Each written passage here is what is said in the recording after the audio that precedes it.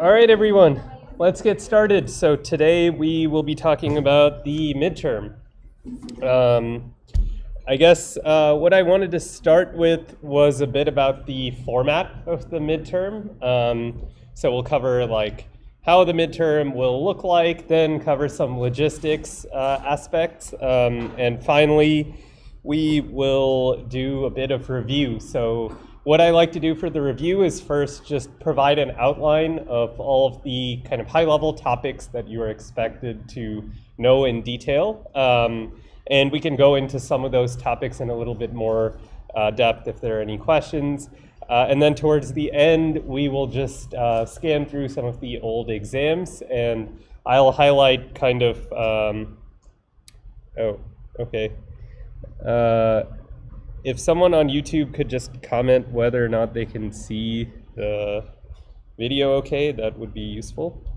But yeah, I'll highlight some of the things that you are not expected to know, like from those practice midterms, and things that you should be able to easily understand, because as mentioned before, you only have 75 minutes to complete this exam, so, you know, okay.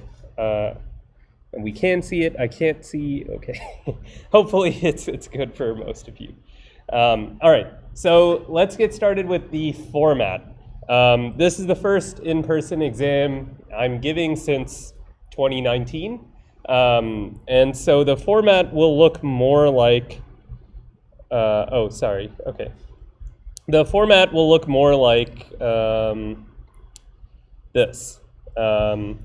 So this was the first midterm, the last midterm I gave before COVID hit.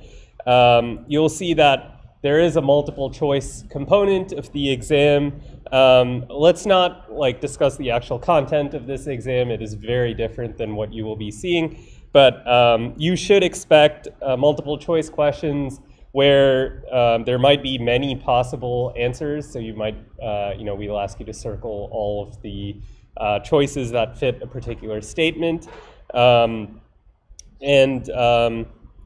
Yeah, back then we did HMMs and other fun stuff. This is a question that you might be expected to be able to answer on the exam. Which of the following are true statements about perplexity in language models? There will definitely be questions about perplexity on the exam that you will be taking, so make sure you understand how that works. So after this kind of grab bag, there will be these free response questions, which consist of the majority of the points in the exam. This question had you actually do the back prop. We will not give you a question like this on the exam, so if you were scared about computing some derivatives or whatever, no need to be scared. However, you do need to understand how backprop works. There might be conceptual questions about gradient descent or caching of derivatives in backprop that you need to understand. Yeah, don't concern yourself with being able to compute the gradient given all of these kinds of equations and partial derivatives. Okay. Yeah, so this is kind of representative of a class of problems that I like to write, where there will be some new task that you haven't seen before that we haven't covered. It could be an application. So here, we have this task of text infilling, which I did not cover during the semester because it's more to test your conceptual understanding of, given all the tools that we've learned about in this class, how would you implement a model for this unseen task of text infilling? You can look at this kind of problem as kind of a template for some of the stuff that you might be asked on this exam, where you have to apply all of the concepts that we've learned in order to put forth a reasonable solution to the problem. Okay, so yeah, this is basically the structure of the exam. One thing that I'm trying to make a point of, based on feedback from these in-person exams from many years ago, is to try and cut down on the amount of text that you need to read during the exam. So I'll try and make the problems shorter, and certainly not as long as the ones that you saw in the take-home exam. In the take-home exam, you had 2 whole days to do it, so I thought it was fine to give more context. All right, any questions about the structure of the exam or the format? Yes?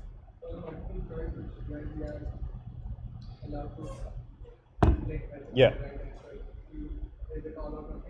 Yes, so for the multiple choice, it's all or nothing. We do give partial credit for the free response questions based on rubrics that we've devised, but the multiple choice is intended to be all or nothing, easy to grade, yeah. Other questions? All right, let me check on YouTube. Okay, then let's proceed to some logistics. So in terms of logistics, the exam is obviously on Wednesday in class, and first I'll just discuss what the in-person participants, which is the vast majority of you, should expect. So please try to arrive before the class starts. We are going to start the exam exactly at 2:30, so we would like for everyone to be in their seats at that time. What will happen is before the class starts, myself and the TAs will go through and lay out an exam on each of the desks, and when you come in, you should sit at a desk. Unfortunately, we can't expect, like ideally we would have you sit 1 seat apart, but the classroom is too small, so just take any open desk. The exams will be face down, so once we say time to start, you can turn it over and get started. You will be able to bring one, like sheet like this, handwritten notes on both sides, 8.5 by 11. You will have to turn those in at the end of the exam, so we'll have a separate box for you to turn those in. Also, you might need some scratch paper during the exam, so if you need that, we will provide it, and we ask that you submit, like if you have answers that you've written on it, obviously submit it alongside your exam paper. In terms of the grading, we will scan all of your exams and then grade them on Gradescope, so you'll be able to see everything on Gradescope when we release the grades. Okay, so any questions about the in-person exam logistics? Do you have a question? What if you don't bring it? Well, that's fine. You don't have to. You just won't have any notes, and you can do the exam yourself. You don't have to submit it. Yeah, I mean, obviously, if you don't bring one, it's not needed to use one. Relatedly, you might want to write down like formulas that we've covered in the class, in the lecture slides, and like transformer equations and RLHF loss, things like that. But any very specific equations that we might find in some of the readings or the optional readings, we don't expect you to have memorized those or put them down on your cheat sheet.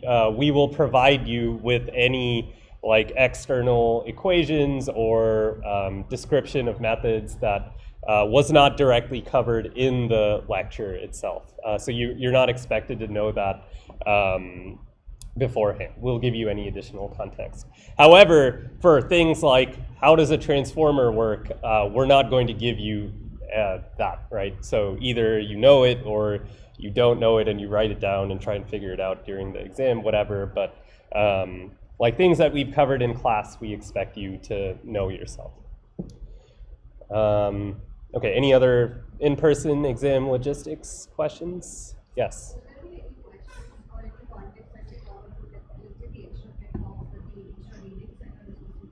Yeah, so the question is, will we ask any questions about things that were in the extra credit talks or the optional readings? Generally, no, but if we ask about some topic that was covered in the extra credit talk or a reading, we will not assume that you know that beforehand, but we will give you a description of it in the question itself. Yeah? There are some lectures where present topics you mentioned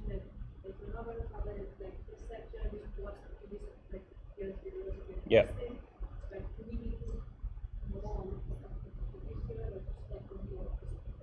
Yeah, so the midterm will focus primarily on things that were covered in this year's lectures. Yeah, if I said, for example, just watch the previous year's video, then that topic was probably not important enough to be on this exam. So, in contrast, we did cover quite a few new topics this year that we didn't cover last year. So it would be in your best interest to understand those things as well. Okay, let me check on YouTube, and then, okay. MCQ will be single correct or multiple choice. It could be a bit of both, so yeah. You mentioned there's little computation with backprop. Does it mean it's mostly conceptual questions rather than recall knowing equations? Yes, that is correct. Most of the questions are conceptual in nature. Do remember, though, that unlike the previous exams, this year we will have some PyTorch debugging type component as well. So other than that, all of the other questions are intended to be conceptual and not test memorization. Is there a lower weight to readings not covered as heavily in the classes? Yeah, you can expect most of the questions on the exam to be things that we have focused on heavily in the lecture. So for example, you should expect questions about the transformer, right? That is like the most important thing we've covered in the class. We talked a lot about alignment. There might be questions about, conceptual questions about alignment. There might be, more specific questions about the training loop in PyTorch, or like actual implementation details that you covered in homework too. But yeah, like basically the topics that we spent more time on are going to be represented more in the exam.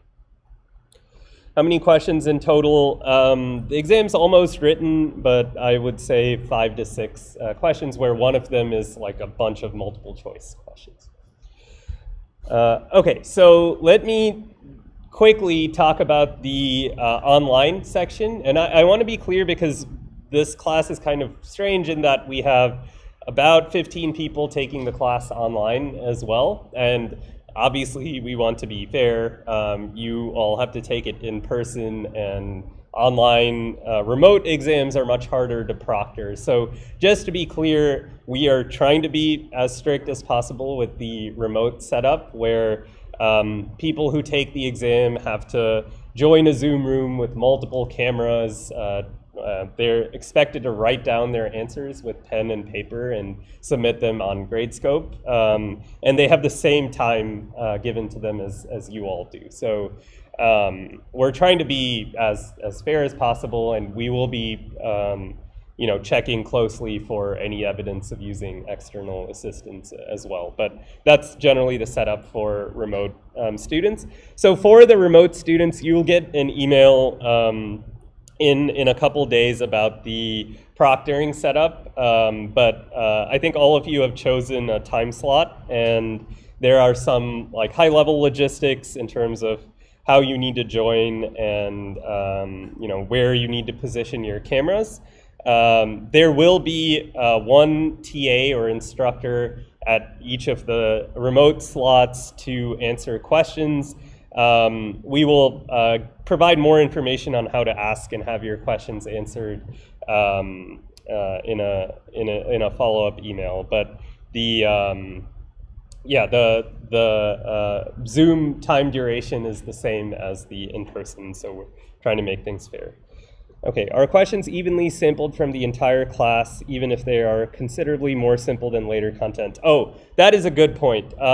So no, most of the questions are going to be about like transformer language models and all of the topics we covered after that. There might be a couple questions on n-gram models, usually in the multiple choice section, but do not expect any like free response question that is focusing exclusively on non-neural language models like n-gram models. There might be stuff on concepts like perplexity that are relevant for multiple classes of models, but the simpler count-based stuff, there will be questions question or questions on them, but they will be in the multiple choice part.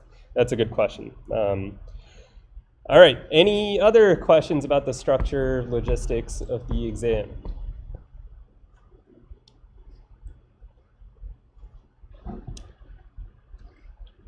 All right, so with that, I think I will switch to the iPad then and go through an overview of like things that you should know and things that you should study for the exam, especially if you're not sure about it. Oh, I see more questions. Will there be questions on the math behind DPO? So we will not expect you to fully understand the derivation of DPO. Even in class, I went through a pretty high-level derivation of the equations. However, you are expected to know the general principle behind DPO, understand the the final loss equation in DPO and what exactly are the inputs and outputs, especially like the probabilities that we're measuring and how the DPO loss is actually increasing the probability of winning outputs and decreasing the probability of losing outputs. So you will need to understand the DPO equations, but not the derivation of DPO from RLHF's objective. Is the exam curved? Oh, it took so long for someone to ask this question. So the exam itself is not curved individually, but your overall class grade after everything is finalized will be, so basically the way I choose the grade thresholds depends on the final score distribution of the class. That said, there hasn't been too much variance in the thresholds over the past few years. But if this exam turns out to be super hard, the thresholds will be adjusted downwards. So I cannot comment on the exact magnitude of these adjustments right now, but I will be able to generally comment on them after we grade the exams and look at the average and standard deviation. In the past, the average score on these exams for the in-person section has been, around 60 to 70. So if this class is similar, then we will probably use the same thresholds from previous semesters. Okay. Do we need to know who or which company wrote a certain paper, Alec? No, you don't need to know that. That would be an interesting multiple choice question. Like, which company invented? Okay. All right, so let me switch over to the iPad then. Get rid of this. And I'll come back to the practice problems after we do this outline. Okay.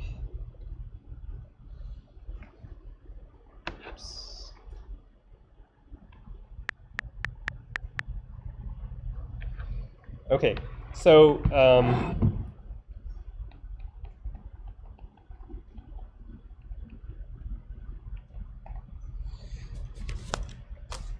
right, and just to clarify that this is trying to touch at all of the major topics that we covered during the semester that you should definitely know, but again, like many of the questions might ask you to apply this knowledge to some novel task or application setting that you haven't seen before. Let me just make this full screen. Okay. Whoa. Okay. That is odd.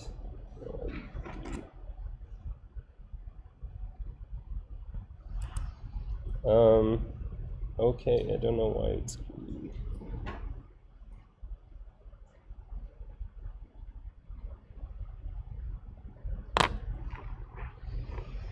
All right, hang on one sec.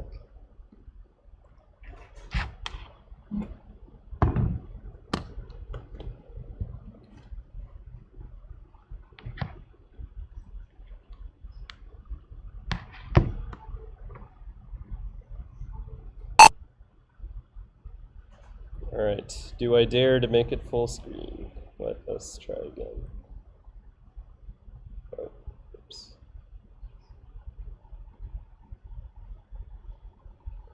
Okay. Hopefully it doesn't do that again. All right, so let's first just step through some of the early semester stuff that we were discussing. So obviously the focus for this entire semester has been on language models. Almost every question on the midterm is similarly going to be about language models in some way. So what are the different classes of language models that we covered before we switched over to transformers? Obviously, there were the n-gram models, right? We talked about unigram, bigram, etc. And we talked about how we estimate these models by simply counting and dividing. Nothing too fancy here. An important concept from early on, just to emphasize again, was perplexity, which is extremely relevant when evaluating any language model. You should understand how we compute perplexity, intuitively what it means, right, to have a perplexity of some number, and what is our goal with training a language model. We obviously want to decrease the perplexity, and hopefully that correlates to improved numbers on other tasks.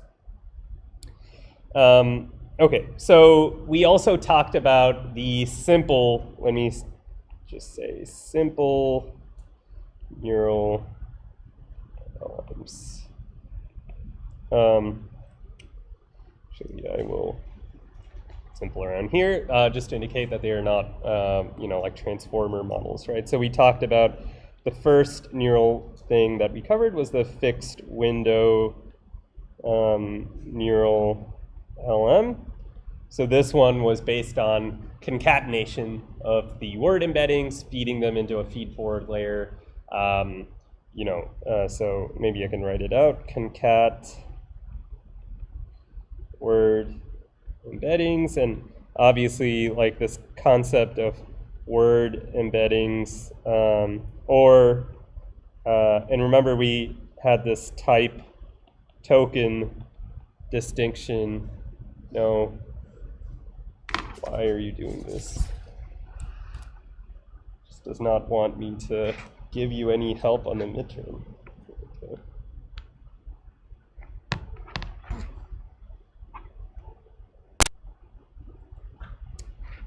All right, try again.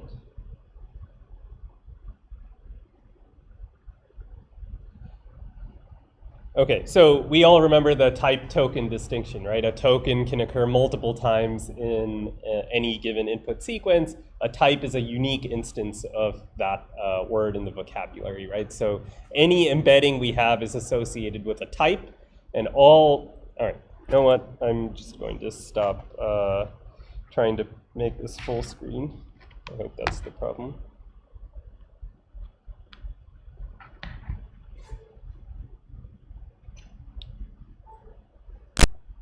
Okay, hopefully it doesn't happen again. Token, whenever it occurs, it is associated with the word embedding of the type that corresponds to it. Okay, so after we did the concatenation, we had these linear, oh my God, right. I am sorry, I don't know what, maybe I should try a different ports or something.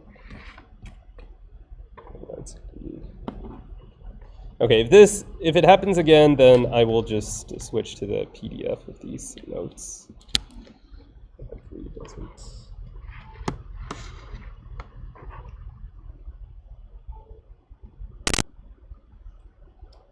Okay, so we had linear layers, right, which is essentially this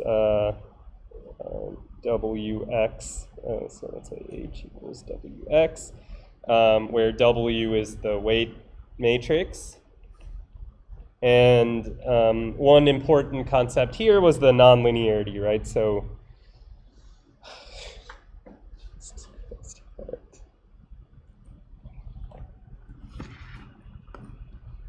okay.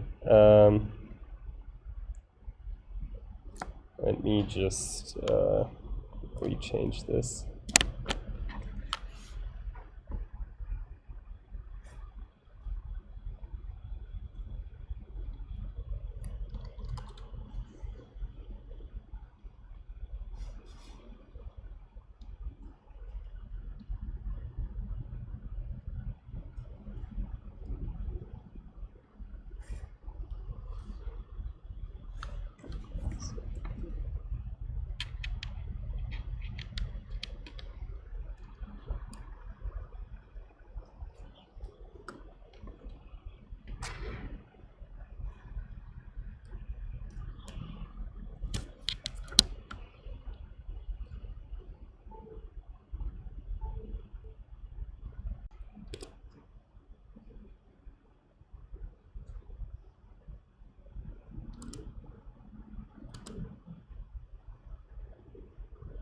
Okay.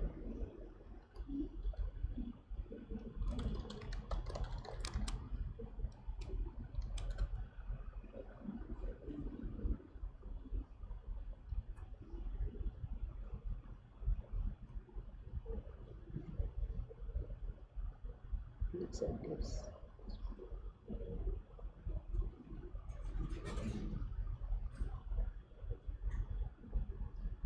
Okay, looks like it is back somehow. All right, so I don't know what happened there, but let me just talk through some of these concepts from last year's, and then I'll also highlight just verbally what you should know from this year's semester in addition to this. So of course we were talking about the softmax, right, and its many uses. The next type of architecture we discussed was the recurrent neural network, right? So that had some clear advantages over the fixed window model in that it could process theoretically an infinitely long sequence, right? It just proceeds word by word instead of concatenating all the words first together. The problem with RNNs was that we could not parallelize them at training time, right? So the computation of the current hidden state depends on you having already computed the hidden state of the previous word. And so that was the main motivation behind the switch to the transformer, where because we removed the dependency between like that high level final layer h sub I minus 1, h sub I on h sub I minus 1, we were able to compute all of those representations in parallel. So with the transformer, let me just make sure people are seeing this properly. It's better, but it's breaking a little bit. All right, well, I don't know, maybe it's the Wi-Fi. Hopefully it's watchable to some extent.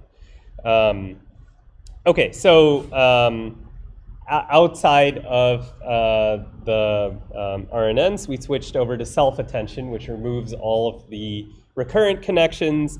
It has this query key value projection, right, to obtain different views of the same input vector. And then we compute the dot product, we do masking, the softmax. So this part, obviously we went into a little bit more detail this semester because you also implemented it yourself in homework too. And so this is where you can expect both conceptual questions on any of these topics, like the masking component or computation of self-attention with various modifications of the inputs or the networks. And you could also expect some PyTorch type questions here.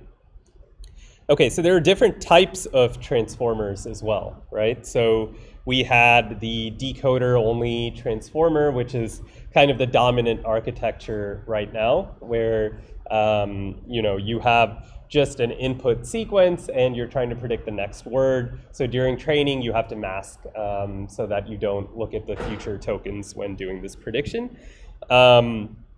And one important configuration of the decoder-only language model is the prefix LM, right? Where we expect that we have some sort of prompt in the input, and so we keep all the prompt tokens unmasked, right? So prompt token P sub 2 can see the prompt token P sub 4.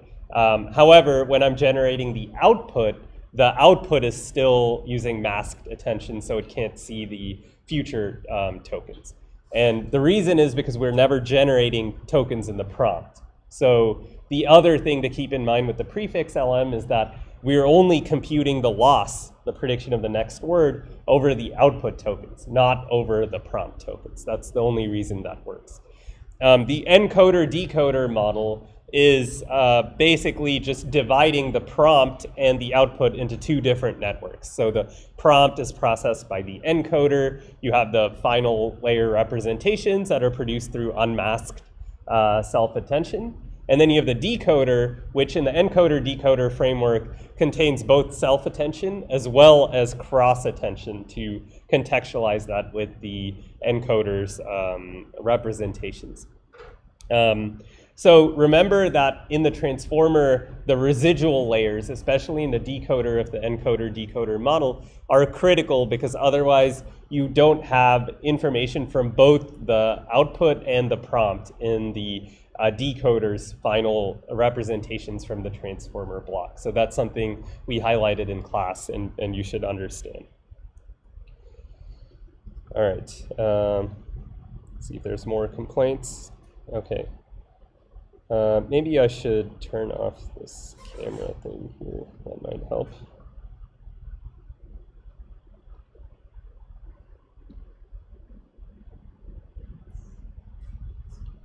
All right. Hopefully it improves after that. I don't know. Okay. The final thing to highlight is training time versus test time, right? So at training time, we can parallelize all of the model's computations because we know the ground truth output sequence completely, right? It's given to us. However, at test time, the whole point is that we want the model to produce new text that it hasn't seen before. And so it doesn't have access to the ground truth next words, which means we have to proceed just like in a recurrent network where we have to go one time step at a time. We discussed the concept of key and value caching, or the KV caching, which allows us to at least save the cost of recomputing the key and value representations at every time step. But still, like, it's pretty expensive at test time to use a transformer model. Okay, so we also covered the training process of these models, right? All of the neural models involve first the forward prop step, where we go from the embeddings to the probability distribution over the next word. We compute the loss, right, the cross entropy loss, and then we apply backprop to compute the gradient, right, the partial derivative of the loss with respect to each model parameter. And then we do gradient descent, right? We have our update rule that we take a step for each of the parameters in the direction of the negative gradient. So that's how we did training. Obviously, we talked a lot about tokenization, right? Like, should we split the input into words or subwords or characters? We discussed the advantages and disadvantages of all of those approaches and talked a bit about the dominant tokenization scheme, which is subword encoding, relying on byte pair encoding, right? We talked about how we start with a vocabulary of characters and then merge those into subwords based on frequency. Okay, so we didn't talk too much about BERT in this class compared to previous semesters. So remember, BERT was an encoder-only transformer. T5 was a pre-trained encoder-decoder transformer. The main goal of these introducing these models was to discuss the pre-training and fine-tuning distinction, right? So generally, we try and pre-train our model on as much text as we can get our hands on, and then we fine-tune it on smaller task-specific data sets. And so essentially, pre-training is just providing an initialization for the fine-tuning step. We also, this semester, covered quite a few of these parameter-efficient fine-tuning techniques, specifically LoRa and prompt tuning. Those are the two that we covered in depth, and you should be expected to understand how they work. Okay, the last thing I want to mention here with regard to the transformer is the position embeddings, right? So we had a lecture recently about these where we talked about both the different types, so you can have learned position embeddings, you can have fixed functions, and then you can also have like additive position embeddings, so just learn an embedding and add it to your token embeddings, which is what like the original BERT paper did and the transformer paper did with a fixed position embedding. Or more recent approaches either modify the attention matrix directly without adding any position information to the embeddings. So for example, alibi was a simple approach that we looked at that just added a linear bias to the attention dot products. And then rope, which again doesn't add anything but just rotates the embeddings by specified angles such that their relative position is preserved when you take the dot product. So for rope, you don't need to understand the full like implementation of that or the equations, but the conceptual understanding is definitely useful to have of like what is the point of using something like rope over a learned embedding, right? What are the pros and cons? Okay, so in this class, I'll put out a new updated set of these notes, which I was hoping to do here, but clearly that didn't work out. But we did not talk at length about retrieval augmented models like Realm, so you do not have to know anything about that for this midterm. However, we did talk a lot about alignment, right? We had a lecture on instruction tuning, and that also kind of interfaced with our discussion of emergent properties in the last class, right? Instruction tuning is only useful for a certain size and scale of language models. If you use it on a small enough model, then you may not be able to generalize to new instructions. So you should understand instruction tuning and then how it's just stage one in the RLHF pipeline, right? So we do instruction tuning, then we do reward model training on human preferences, and then we do the reinforcement learning update. Obviously, we did not spend that much time at all on step 3. You don't need to understand how PPO works. There won't be any questions about the PPO implementation or any, like we just didn't cover it in any detail. We stopped at, here is the reinforcement learning, the RLHF, the loss, right? Which is you're trying to maximize the expected reward with that KL divergence penalty from preventing it from deviating too much from the reference policy. So that you should understand in detail, like why are we, what are both terms in that RLHF objective doing? Okay, we had a whole lecture on sampling, right? So decoding from a language model. I should also mention in terms of alignment, there are a couple other techniques that we covered in this semester that we didn't in previous semesters. So best of n sampling, right, where you don't do any update to your model, but you rely on the reward model.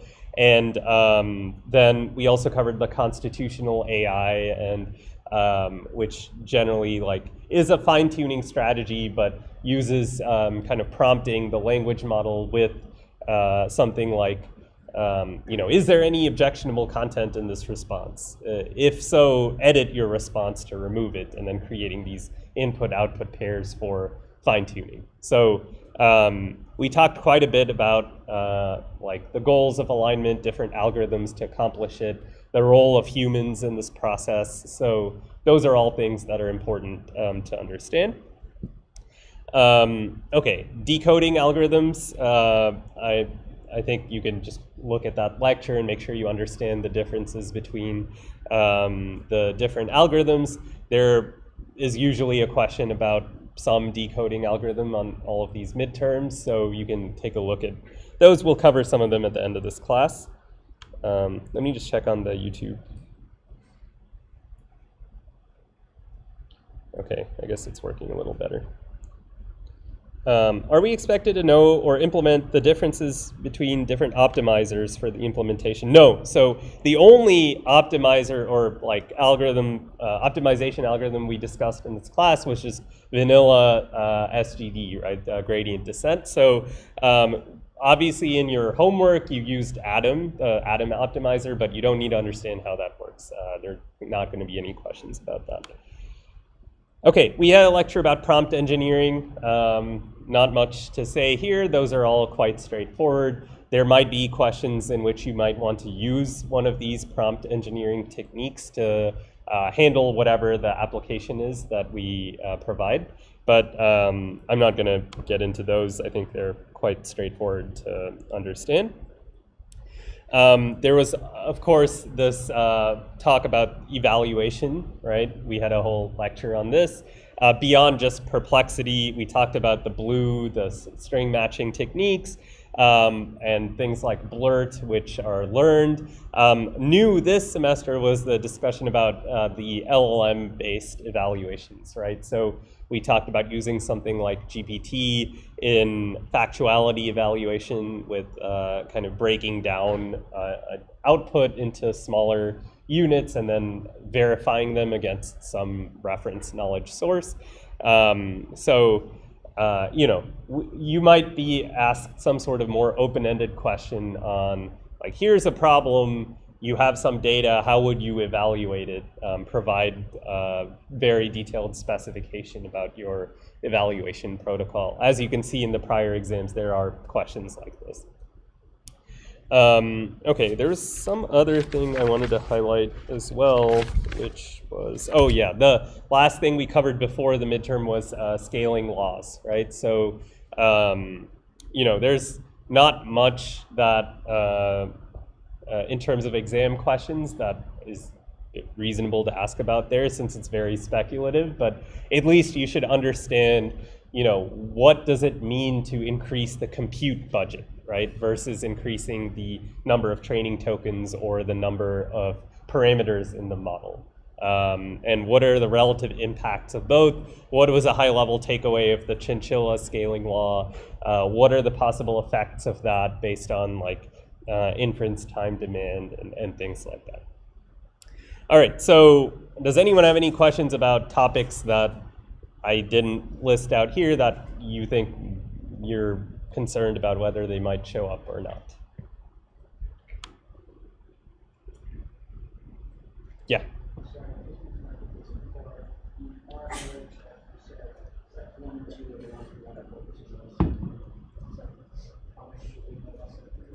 Yeah, so the question is about what should we know about step 3 of RLHF? Just knowing the goal of that, which is you have this, you know, you're trying to maximize your expected reward subject to not deviating too much from the reference policy. You know, the equation that we started with when we were deriving DPO, that's what you should know. But the actual mechanism underlying how we optimize that objective, which is the PPO algorithm, you don't need to know for the exam. All right.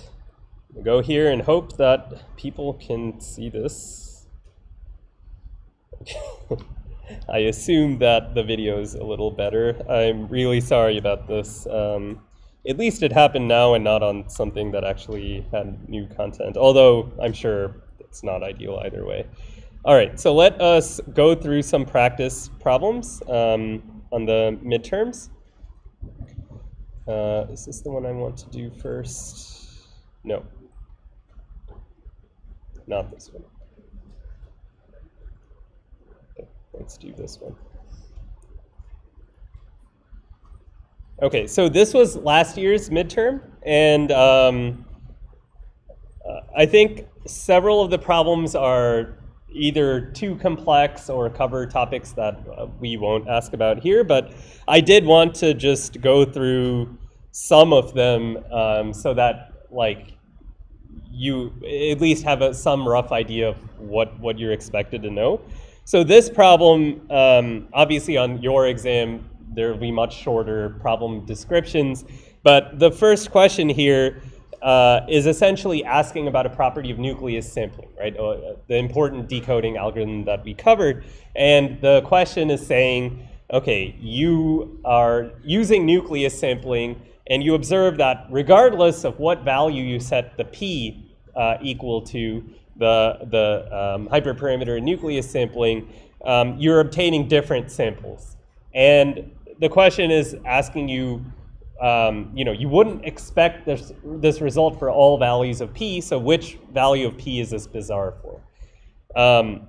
So you can infer from the question that there's some value of p for which you would expect all of the outputs to be the same, like if you sampled multiple times, which only happens when you're doing greedy decoding, right, of all of the decoding strategies that we've discussed. So how can you make nucleus sampling equal to greedy decoding? If you remember that p is a cumulative probability threshold, right? So as soon as the words in the set that you're sampling for have a cumulative probability that exceeds the value of p, you stop adding more words to your sampling set, and you just take a sample from that small subset of the vocabulary. So how can you get the p equal to, how can you make this equal to greedy decoding? Well, you have to have only one word in your vocabulary that you're sampling from, right? So if you set p equals 0, then every time you add the most probable word, you're automatically done, and you're just going to produce that word. And so that's what this question was asking. So this is certainly a question that you should be able to answer on this in-person exam as well. This question also included some stuff about quantization, which we didn't really talk about. We did mention like Q-LoRa briefly as a practical technique that you might want to try in your projects, but we didn't go into details, so we would never ask you this like whole thing on the exam. So don't worry if this was confusing for you. This part 2 of this actually required you to look at the PyTorch documentation and figure out why the sorting function wasn't working the way you intended. Obviously, we would give you any relevant documentation if we were to ask a question like this. But yeah, we're not going to ask you anything about quantization, so don't worry about that. There are a couple problems here that are reasonable to be asked. This one is a good one as well. So usually I have one problem at least about tokenization on the exam. This is a fairly straightforward question, which is asking you have this magic classifier that if you give it any sentence, it tells you with 100% certainty whether or not that sentence was in the data of the language model or not. And so the question was asking, like, if you have this classifier, can you tell with certainty that a particular password never occurred or did occur in the training data? It was pretty straightforward. The answer is no, because you still have to form all possible sentences that could contain that password. So it really was kind of testing your understanding of just basic sentences and breaking text into pieces. There was a question on the previous year's exam, I think fall 2022, that was also about tokenization. Oh, not this one. Yeah, this one. So in this question, it kind of combined evaluation with tokenization. So here you had a summarization system in the language of Thai, and your model was spitting out summaries written in Thai, and you were using Rouge to evaluate the summaries. However, we talked about Rouge and Blue as requiring tokenization, right? You need to have word level segmentation in order to compute the Blue score and the Rouge score as well. And the key point here was that you split the outputs on white space. The problem is Thai words are not segmented by white spaces, so you can't actually evaluate this using Rouge without improving your tokenizer. Obviously, this is not a question that we can reasonably ask you here because we don't expect you to know how Thai works. That's not something we covered in the class. But you know, if we were to ask you this, we might give you like some facts about the language so you have full context. So there were more questions here that could also be asked on this exam in various fashions. So this question was about the relative impact of prompt tuning versus full model fine-tuning. And it was more of a question of overfitting. So because in prompt tuning, you're training only a very, very small number of new parameters, it's less likely to overfit to one language or another versus full model fine-tuning.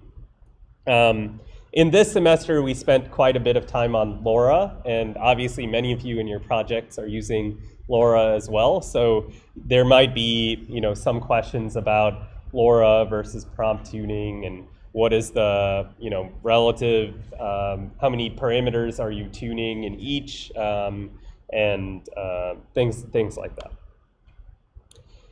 All right, let's get back to this exam here. Oh, so this is another question I wanted to highlight. This is related to RLHF. So it was a pretty nice problem. I think it basically said that this magic classifier that has 100% accuracy was giving 100% probability to sentences that were written after the knowledge cutoff of GPT-4. So OpenAI claims that GPT-4 was only trained on data up till September 2021. This is for the model that was available last year. But then there were many sentences that we found were in the training data from after that, like in 2022.